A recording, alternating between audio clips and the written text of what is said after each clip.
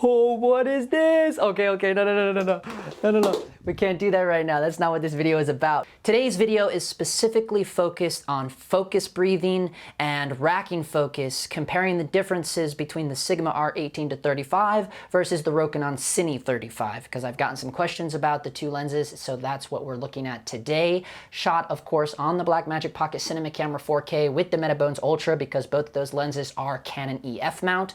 Now, the tripod did not move 1 inch. It was in the same spot for both lenses. Oh, and was pulling focus with this bad boy, the Tilta Nucleus Nano. I love this little guy. I've been using this for several months now. So here we go. These are just a little test here because I've never actually compared the breathing of the two lenses either. So I'm gonna roll the tape for you guys. I'm gonna let you experience the tests on your own without any influence of me, and you can just experience it as an audience member and try to decide which one you prefer. And then if you care enough about my opinion, I will talk to you about that and also my experience as a user, not only during the tests comparing the two lenses, but also in the past several months that I've been shooting with both of those lenses with this follow focus. So let's roll the tape and we'll talk to you soon.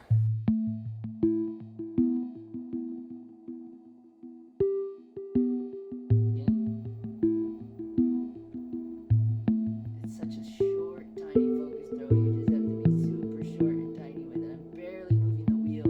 It's like, oh my god, dude, it's so short and tiny. I'm barely moving it forward, and then I'm barely, look at this. Whipping it forward. Oh my god, it's so tiny. Whipping it back. Oh, whipping it forward. Oh, whipping it back. Oh, whipping it forward. Oh, whipping it back. Okay, we're gonna come back slow.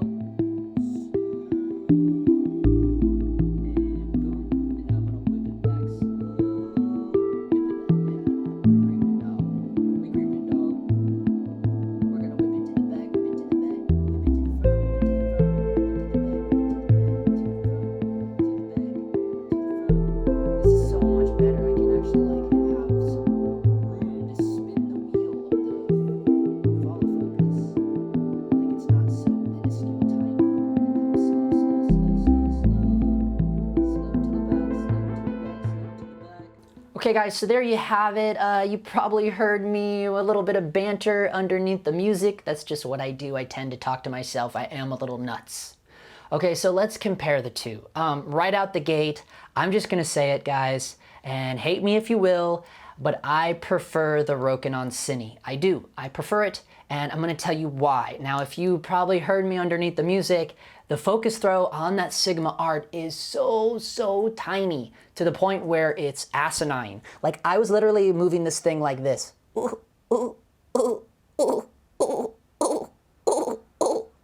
Yeah, that little bit of movement. And that's from the lens to that back wall where the sign said "You rock." That's about 15 to 20 feet away from the lens. And that little tiny of a throw. Ooh, mama. No good for me. And you know, like, you might hear people talk about vintage lenses, you know, cinemodding old photography vintage lenses, very popular thing to do. I've done a Russian set before, and I'm thinking about doing another set. But that's what you hear a lot about. They go, oh, it's got a nice big focus throw.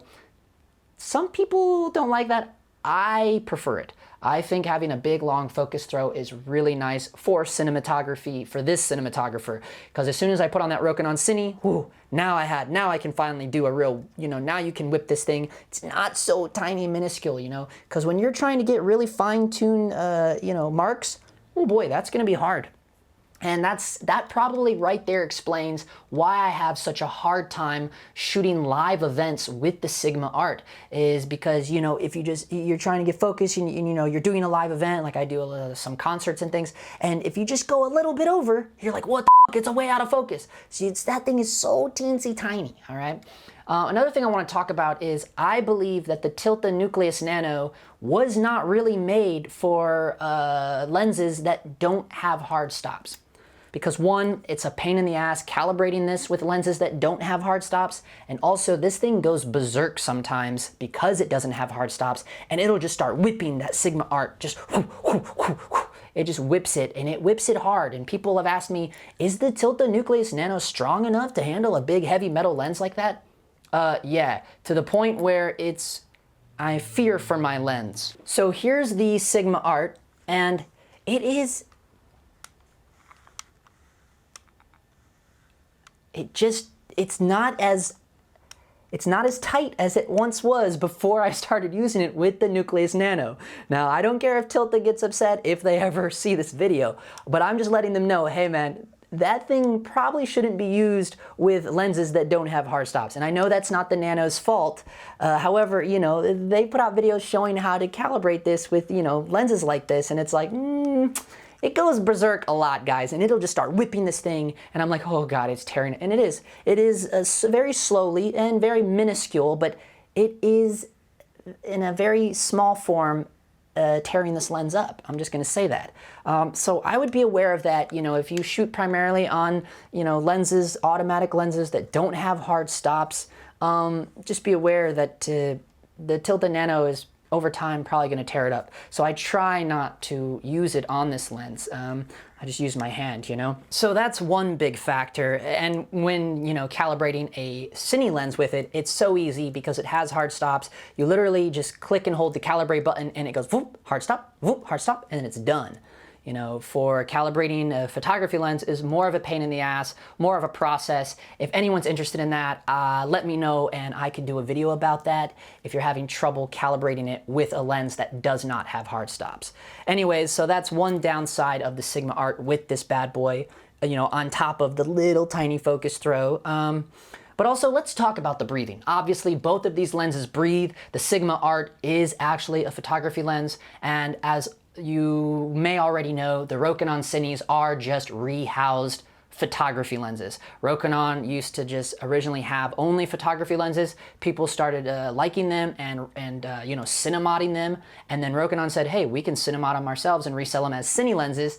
They didn't change the optics at all. They just rehoused the original optics of their photography line, and that's what became of Rokinon Cines. So yes, they are both essentially photography lenses, hence all the breathing. But let's talk about the breathing.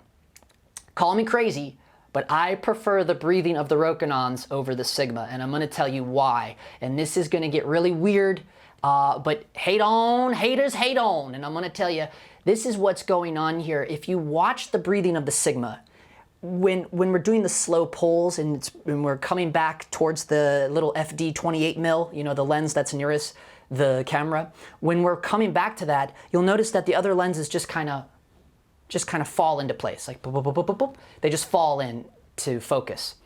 And it looks nice, it looks okay, but it's still breathing. The Sigma is still breathing because you can see the outside world around the lenses.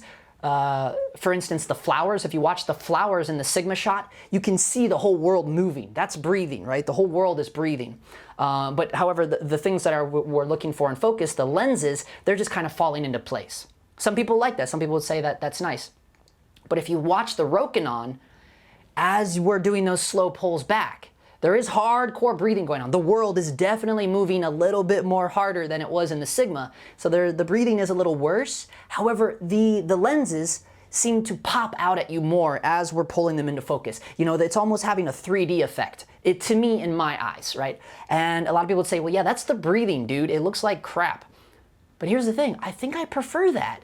Because if you look at the way the Sigma is pulling focus on those guys, it reminds me of a digital focus pull. Like, you know how you can get into Adobe Premiere and you can pull focus in Adobe Premiere. You can do that. You can make things blur out. To me, to my eye, that's what the Sigma Art looks like. It looks like a digital focus pull.